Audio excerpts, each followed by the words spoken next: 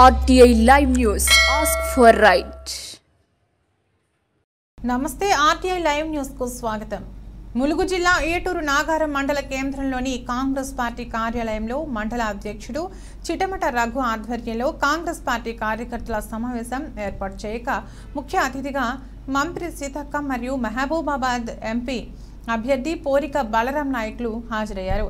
ఈ సందర్భంగా మంత్రి సీతక్క మాట్లాడుతూ రాబోయే పార్లమెంట్ ఎన్నికల్లో మహబూబాబాద్ పార్లమెంట్ అభ్యర్థి బలరాం నాయక్ గారిని అధిక మెజార్టీతో గెలిపించాలని, పార్లమెంట్ ఎన్నికల్లో మనం వేసే ఓటు బలరాం నాయక్ కోసమే కాగా కేంద్రంలో రాహుల్ గాంధీ ప్రధానమంత్రి అవడం కోసమని, అందుకే కార్యకర్తలు అందరూ కలిసికట్టుగా పనిచేసే పార్లమెంట్ ఎన్నికల్లో కాంగ్రెస్ పార్టీ అభ్యర్థిని గెలిపించాలని కోరారు. తదుపరి బలరాం నాయక్ మాట్లాడుతూ గతంలో నేను సెంట్రల్ మినిస్టర్గా ఉన్నప్పుడు ములుగు నియోజకవర్గానికి ఎన్నో అభివృద్ధి పనులు చేశానని, ఇక ముందు కూడా నాకు మీ ఓటు వేసి ఎంపీగా గెలిపిస్తే సెంట్రల్ నుండి ములుగు నియోజకవర్గానికి 2 ఫ్యాక్టరీలను తీసుకురావడం గాక అభివృద్ధిలో ములుగుని ముందు వరుసలో ఉంచుతానని, కావున కాంగ్రెస్ కార్యకర్తలు కష్టపడి నా గెలుపుకు కృషి చేయాలని కోరారు. ఈ కార్యక్రమంలో ములుగు జిల్లా కాంగ్రెస్ పార్టీ నాయకులు మరియు మండల నాయకులు కార్యకర్తలు పాల్గొన్నారు. ఇవన్నీ కూడా హైవే నేషనల్ రోడ్స్ థర్డ్ వైపు కొత్తగా కూడా చేసాము. ఫారెస్ట్ మీటింగ్ కూడా తీసుకొచ్చినాం. ఆ రోజు ఇవాళ బ్రిడ్జి అయిందండి. ఇవాళ ఏటూరు నాగారం మాత్రం కేవలం ఆ బ్రిడ్జి వల్ల డెవలప్ అయిందా లేదా మీరే సత్యంగా చెప్పండి. నేనైతే ఎక్కువ చెప్పదలుచుకోలేదు. కాబట్టి రేపు నాకు గెలిపిస్తే 2 కూడా ఉన్నాయి. ఇక్కడ మోడికుంట వాగు కూడా అక్క నేను కాంబినేషన్లో తప్పకుండా మా ఇద్దరి ఆలోచన ప్రకారంగా ఆ మోడికుంట వాగు కూడా చేస్తాం.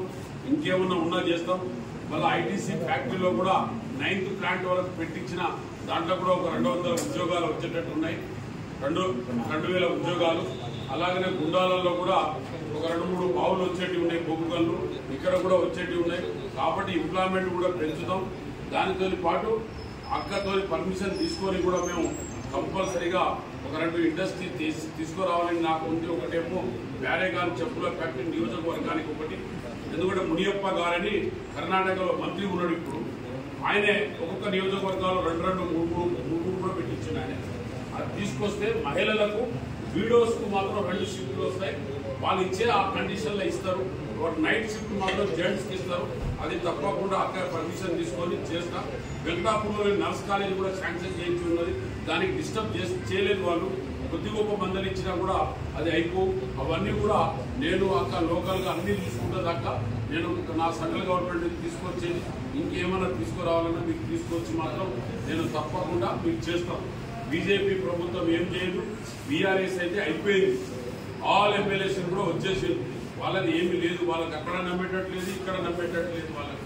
కాబట్టి వాళ్ళు మొత్తం ఉన్నంత కాలం 10 సంవత్సరాలు దోసుకునే సిస్టంలో చేసిండ్రు వాళ్ళు తప్ప. కేసీఆర్ కుటుంబం తప్ప వేరేది పని ఏమి చేయలేదు. అది చేసినా చూపెట్టేందుకు చేసింది తప్ప చేసింది ఏం లేదు. అక్కయ్య అన్నట్టు ప్రకృతి ఆగస్టు నుంచే వర్షాలు పోయినాయి. ఎప్పుడో మధ్యలో పడ్డది ఒకసారి 2 రోజులు తప్ప వర్షాలు ప్రకృతి అది వర్షాలు రాలేదు. మనం ఏం చేస్తాం. దాని తర్వాత వచ్చే వర్షాకాలంలో డెఫినెట్గా వర్షాలు వస్తున్నాయి. డెఫినెట్గా వస్తాయి. కొంచెం ఇంకా ముందైనా వర్షాలు డెఫినెట్గా వస్తాయి. కాబట్టి ఈ ఎలక్షన్లో తప్పకుండా మీరందరూ కూడా నన్ను ఎలా అన్నా కూడా మీరు స్థానికంగా కనుక్కోండి, ఇంకోళ్ళు అనుకోండి. పనిచేసే వ్యక్తిని అక్కయ్యతో కాంబినేషన్ ఆ రోజు కూడా అక్కయ్య కూడా ఎమ్మెల్యే ఉన్నప్పుడే మేము చేశాం. సమ్మక్క సారలమ్మలో కూడా కొన్ని తీసుకొచ్చాం. ఇంకా తీసుకొచ్చేటి మన గవర్నమెంట్ అది రాహుల్ గాంధీ గారు తెలంగాణ ఇచ్చిన తల్లి. ఆమె ఒక్కసారి తెలంగాణ ఇస్తేనే ఇట్లయింది.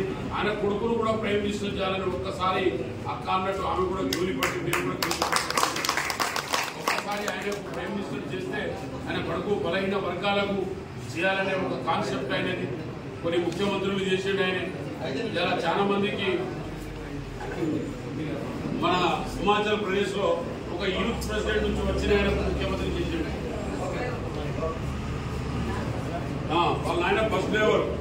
ఆయన ఒక యూత్ ప్రెసిడెంట్ మామూలు ఒక ఎమ్మెల్యే గారు ఆయన ముఖ్యమంత్రినే చేసిండు. ఆయన అటువంటి వ్యక్తి. మరి వాళ్ళు కూడా ధర్మానికి నిలబెట్టాడు.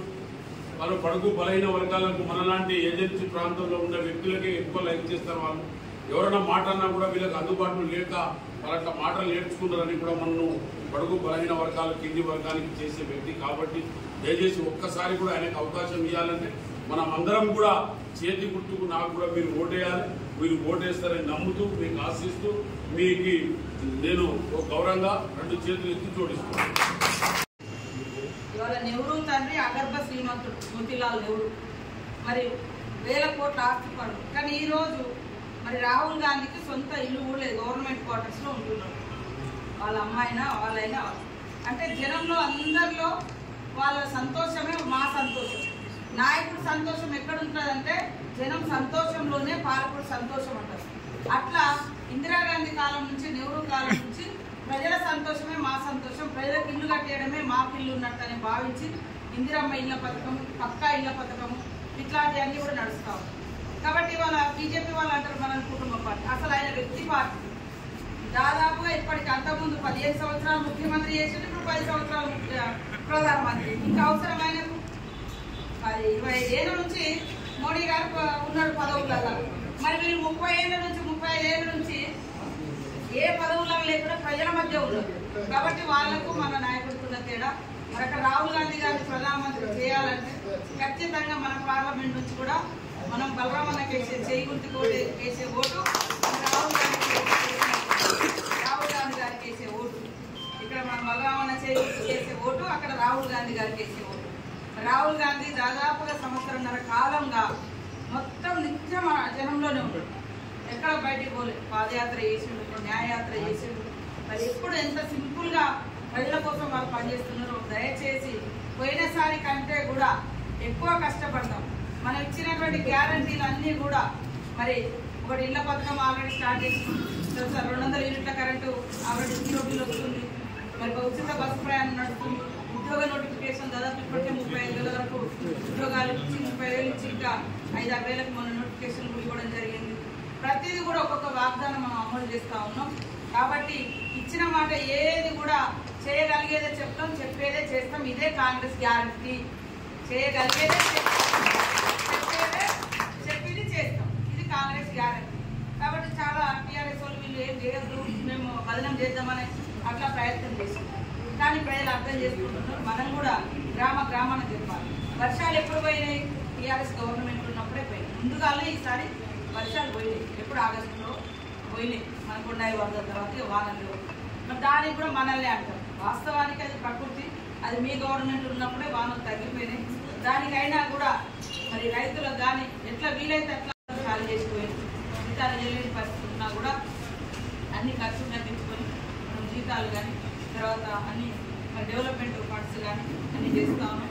మనం కూడా ఈ ఊర్లలో ఇచ్చిన మాట ప్రకారం గుడికాడ గుడి బడికాడ బడి ఏదేది ఉన్నాయో కొట్టించినాం. ఇంకా ఏమైనా ఉన్నా కూడా ఇంకా మనం పండున్నది, అది కూడా తర్వాత ఇస్తాం.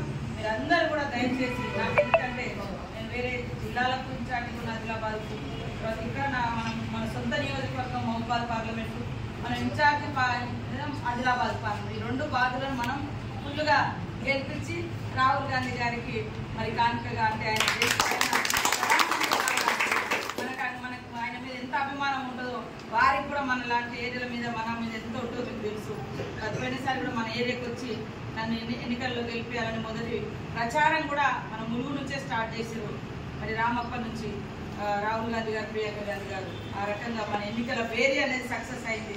ఈసారి కూడా మనం వాళ్ళని గెలిపించాలని మీరు అందరూ, నేను కూడా ఇప్పుడు అందుబాటులో ఉంటా కొద్దిగా పనులు తగ్గుతాయి. ఎందుకంటే గవర్నమెంట్ పనులు ఇప్పుడు కోడ్ ఉంది కాబట్టి రారు. కాబట్టి ఇక వేరే వాళ్ళ చుట్టూ తగ్గుతుంది. ఇప్పుడు మిమ్మల్ని అందరినీ కలుసుకుంటా ఉంటా. ఏ కొద్దిగా టైం దొరికినా మీకే టైం ఇస్తాయి. ఈ 2 నెలలు ఫుల్ ఊరూరు వాడవాడ. ఎందుకంటే రోజు పొద్దుగా లేదని మీరు చూస్తూనే ఉంటారు. మీరు ఎక్కడ నిలబడితే వాళ్ళు ఎవరు వచ్చారు. ఇక తప్పదు, అట్లా నడిచింది. కానీ నేను కూడా అనుకున్నా ఈ 2 నెలలు మొత్తం అన్ని ఊర్లు తిరగాలి, అందరికి కనపడాలి. మనం దాదాపు ఈ 2 నెలల నుంచి కొద్దిగా నాకు కూడా గ్యాప్ వచ్చినట్టు అనిపించింది. అంటే నేను వస్తానా కానీ వచ్చిన కాడల్లా వేరే సమస్యలే ఉంటాయి. అసలు ఊళ్ళ సమస్యలు, కార్యకర్తల సమస్యలు మాట్లాడలేకపోయినాం. ఇప్పుడు అట్లా కాకుండా ఈ 2 నెలలు అటు ఇటు కన్నాయగూడ నుంచి మళ్ళీ ఆదిలాబాద్, మళ్ళీ ఎల్లుండి మళ్ళీ ఇటే అవుతుంది. అట్లా ఇటు నుంచి ఇట్లా తిరుగుతా ఎప్పుడన్నా పోతే ఒక రోజు అవతల రాష్ట్రాల్లో కూడా మనకు దగ్గర ఉన్న వాళ్ళని గెలిపేయడానికి అందరికీ నమస్కారాలు. ఇప్పుడు మళ్ళీ మనం అందరి పరిచయాలు బలరామన్న దగ్గర మళ్ళా ఎంపీ క్యాండిడేట్గా నిలబడడం జరిగింది. దయచేసి ఉన్నటువంటి నాయకులందరూ కూడా ఒక్కొక్కరు గతంలో ఎట్లయితే బాధ్యతలు పంచినామో ఇప్పుడు కూడా మళ్ళీ క్లస్టర్ బాధ్యతలు ఈ 2-3 రోజుల హోలీ తర్వాత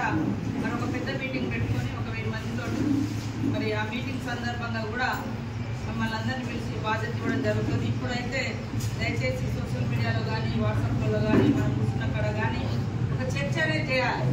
మరి గతంలో ఎంపీగా కేంద్ర మంత్రిగా ఆయన బలరాం నాయక్ గారు ఉన్నప్పుడే ఏటు నాగారానికి బ్రిడ్జి అంచనా పడుతుంది.